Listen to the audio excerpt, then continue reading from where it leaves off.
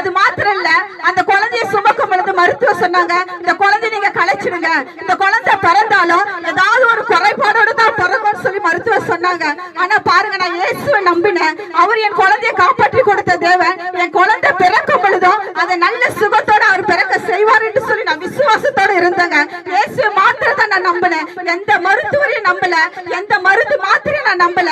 அதனால இயேசுவை மாத்திரம் நான் நம்பி இருந்தேன். அந்த நேரத்துல பாத்தீங்கன்னா மருத்துவர் சொன்னதை காட்டிலும் இயேசு அற்புதமா சுகமான ஒரு பிரசவத்தை கொடுத்தார். அந்த பிரசவத்துக்கு முன்பாக பாத்தீங்கன்னா மருத்துவர் என்னை பரிசோதித்து சொன்னாங்க, உன் குழந்தை பிறந்தாலும் உட்காராது, நடக்காது, அந்த குழந்தை உட்காந்து வாட்டத்துல தான் இருக்கும் சொன்னாங்க.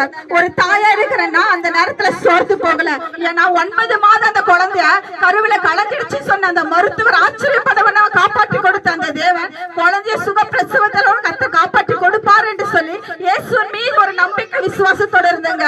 அந்த குழந்தை தான் இந்த நாள்ல என் மகள் பாருங்க, இந்த நாள் வரைக்கும் அந்த குழந்தை சுகமா பிறந்தது. எந்த ஒரு பாதிப்பு இல்ல, எந்த ஒரு ஊடோ குருடோ குறை, எந்த ஒரு காரியம் இல்லாத அளவுக்கு கத்தர் என் மகளை அழகா பிறக்க கத்தர் கிருபை செஞ்சார். அந்த இயேசுவை தான் உங்க மத்தியில நாங்க அறிவிக்கிறோம். பாருங்க, அந்த மகளை நீங்க நல்லா பாருங்க. எந்த மருத்துவர் சொன்னாங்க இந்த குழந்தை உட்காராது, இந்த குழந்தை நடக்காது சொன்னாங்களோ, அதே மருத்துவர் ஆச்சரியப்பட வண்ணமா கத்தர் இந்த குழந்தைய நல்லா நடக்க வச்சிருக்கிறாரு. இடுப்பு எலும்புலிய எதுலயும் ஒரு காய்ச்சல் இல்ல. இந்த நாள் வரைக்கும் இந்த மகளை இயேசுக்காய் ஓடும்படியா கத்தர் கிருபை செஞ்சாருங்க. இந்த நாள் அப்படி அவங்களுக்கு மாந்திரிக சூனியம் இருக்குமானால்